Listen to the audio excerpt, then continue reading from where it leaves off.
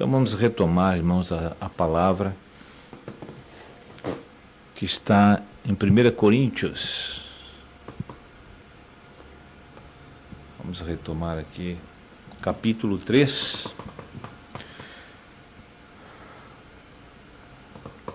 Primeira Coríntios, capítulo 3, versículo de 6 a 9.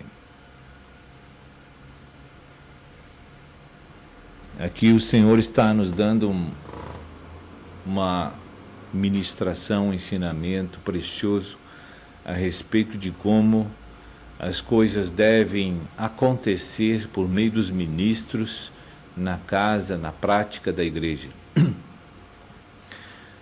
O Senhor está mostrando agora, neste momento, que uns são chamados para, em todas as gerações, o Senhor chama alguém para semear.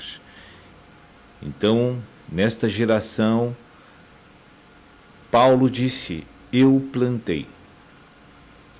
Então, era só ele. Ele não disse, nós plantamos. Ele disse, eu plantei. Apolo regou.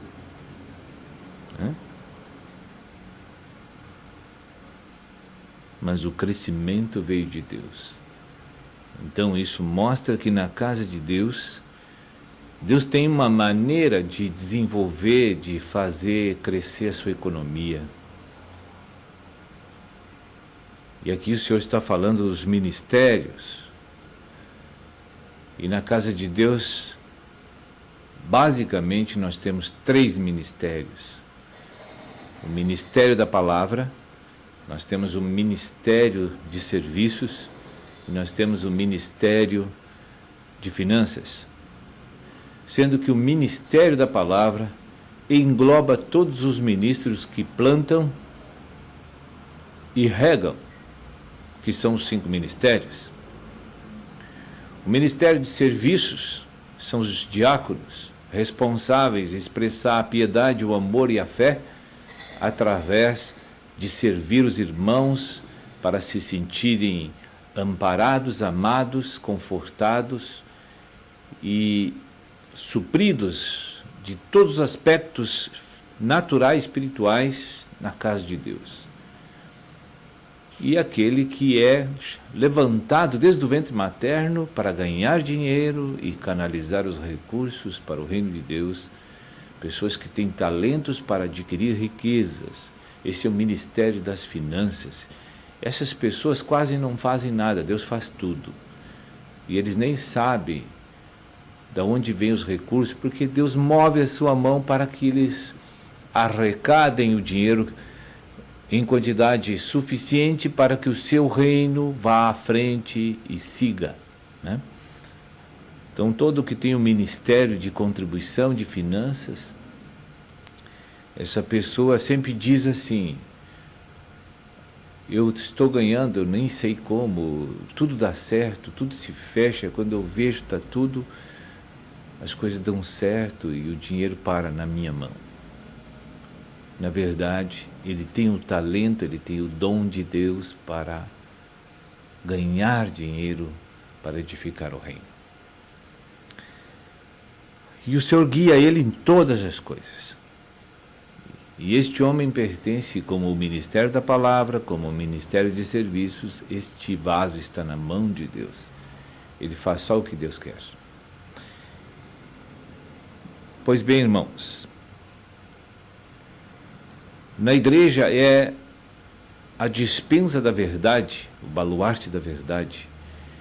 Nós temos que organizar as coisas segundo a orientação de Deus, para que a palavra do Senhor saia e vá atender às necessidades dos santos, que é o crescimento de vida.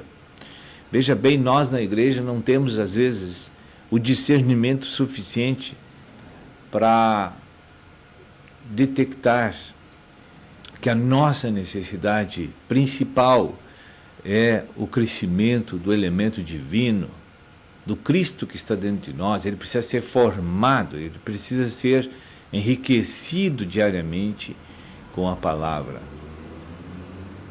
e a igreja em cada cidade, que tem uma organização, que tem uma série de pessoas que Deus escolheu e colocou em posições estratégicas na sua casa, com esses ministérios, porque a comunidade depende desta igreja para conhecer Jesus, para ser glorificado, para ser edificado, para sair das suas dores e tribulações, dificuldades, precisa da igreja. Uma comunidade precisa de salvação. Uma cidade numerosa, como nós temos no Brasil, e muitas cidades onde a igreja está, nossa responsabilidade como dispenseiros de Deus é estar levando a verdade a todas as casas e famílias, para que todos conheçam o Evangelho do Reino e o Evangelho da Graça. Porque são as duas liberações miraculosas de Deus por meio da cruz do Calvário que nos leva a receber a nova vida e amadurecê-la. E nós, os ministros, que também fomos agraciados com esses presentes maravilhosos dos céus, nós não podemos ficar pensando apenas nas nossas próprias coisas, gastando todo o nosso tempo com as nossas preocupações pessoais, cuidados pessoais, familiares. Nós temos que dar uma parcela da nossa vida para Cristo nos usar e levar esta verdade, esta maravilha para outras pessoas. Nós precisamos entender que na casa de Deus existe uma liderança, um presbítero, que esse presbítero, segundo a sua observação na liderança daquele ministério e na observação dos princípios bíblicos e na direção que ele vem recebendo, ele precisa estruturar a igreja de maneira que o pão vivo que desceu do céu chegue a todos os corações naquela cidade. E eu lembro de como o Senhor, o Espírito, me dirigiu na cidade de Cachoeira, muitos anos atrás, onde, tateando e com muita dificuldade, eu tinha para estabelecer o trabalho do Senhor, e orava muito e buscava muito, estudava muito a palavra, porque eu queria descobrir de Deus qual era a melhor forma de ser eficaz como vaso nas mãos dele e fazer com que a verdade fosse propagada nos quatro cantos daquela cidade, de maneira que não ficasse uma sequer família sem conhecer a verdade divina. E eu lembro de muitas e muitas inspirações do Espírito me vieram no decorrer dos anos. A igreja nasceu em 97, com muita luta, muita dor, muito sofrimento, muito mesmo, porque eu não tinha uma clareza do que Deus queria fazer, e Deus só me mostrava as coisas de forma parcial e por etapas para ser estabelecidos, sem eu saber aonde eu iria chegar. Tinha que ter muita fé, muita coragem, muita confiança, porque meu nome já era nessas horas. Minha reputação, minha destreza, minha fama, meu status já era nestas horas. O Senhor já tinha acabado com tudo. E eu lembro que o Senhor disse para mim certa vez, durante um período de meditação na palavra, o Senhor falou várias vezes, não só a mim, como a outras pessoas que vieram falar: estabelece a minha igreja, batiza esse povo que tu estás reunindo, e estabelece a minha igreja e faz tudo segundo o modelo que te tenho mostrado. Em 97 nós iniciamos essa obra com muita dificuldade.